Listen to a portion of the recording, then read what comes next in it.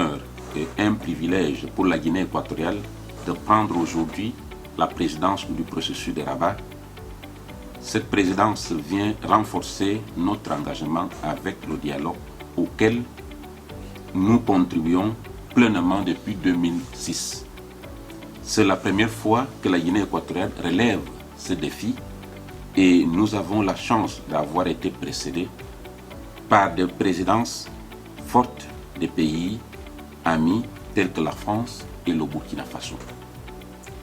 C'est également la première fois qu'un pays de l'Afrique centrale assure la présidence du processus de Rabat. Nous le prenons avec beaucoup de responsabilités et nous tâcherons de refléter les préoccupations de cette sous-région dans les activités mises en œuvre.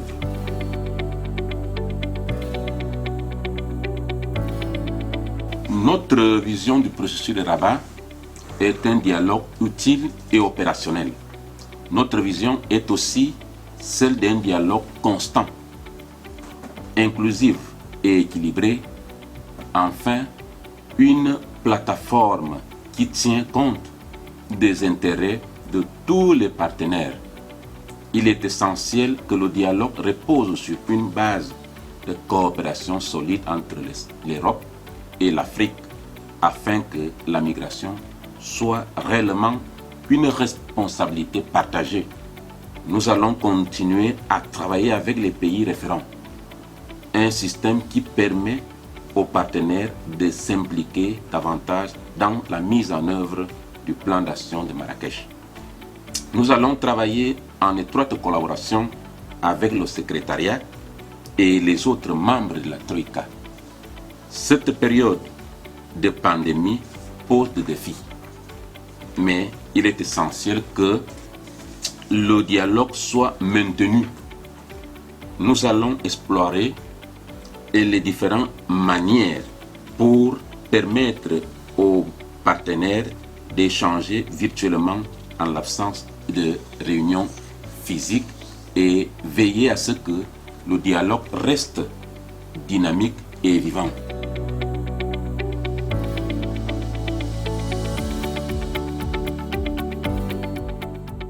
En termes de priorité, nous souhaitons, comme nos prédécesseurs, continuer la mise en œuvre de notre cadre stratégique, le plan d'action de Marrakech, et les activités désignées comme prioritaires par les partenaires. Nous souhaitons également ouvrir la voie à une attention accrue aux domaines 2 et 3 du plan d'action, qui n'ont pas encore fait l'objet d'une réunion ou d'un atelier.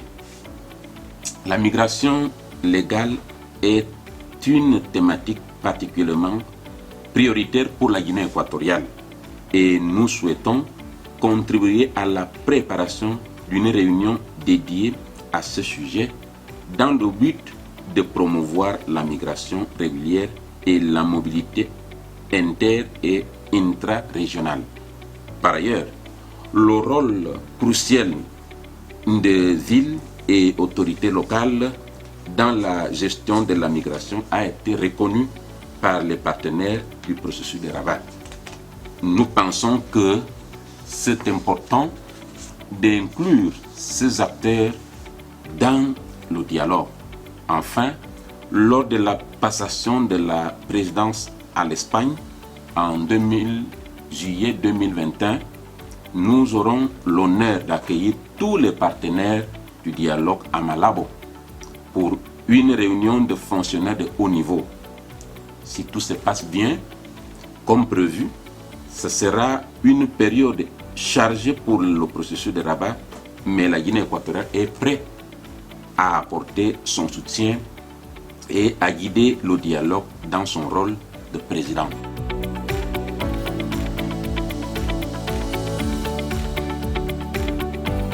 Le processus de Rabat, bien qu'il s'agisse d'un dialogue formel, fournit un canal souple permettant aux pays de se rencontrer et de discuter des défis et des opportunités en matière de migration. C'est un espace sûr dans lequel les pays peuvent s'exprimer sans tabou et qui permet d'anticiper et de surmonter les problèmes ou tensions potentielles tant au niveau bilatéral que multilatéral. Un des principes fondateurs du processus de Rabat est son approche flexible et équilibrée. Le dialogue a fait preuve ces dernières années d'une capacité d'adaptation impressionnante. Il est essentiel qu'il continue à évoluer afin de répondre aux nouveaux défis et développements migratoires, y compris la pandémie du Covid-19. Nous saluons la façon dont le processus de Rabat a fait face à cette pandémie à travers l'adaptation de son programme pour maintenir le dialogue à distance.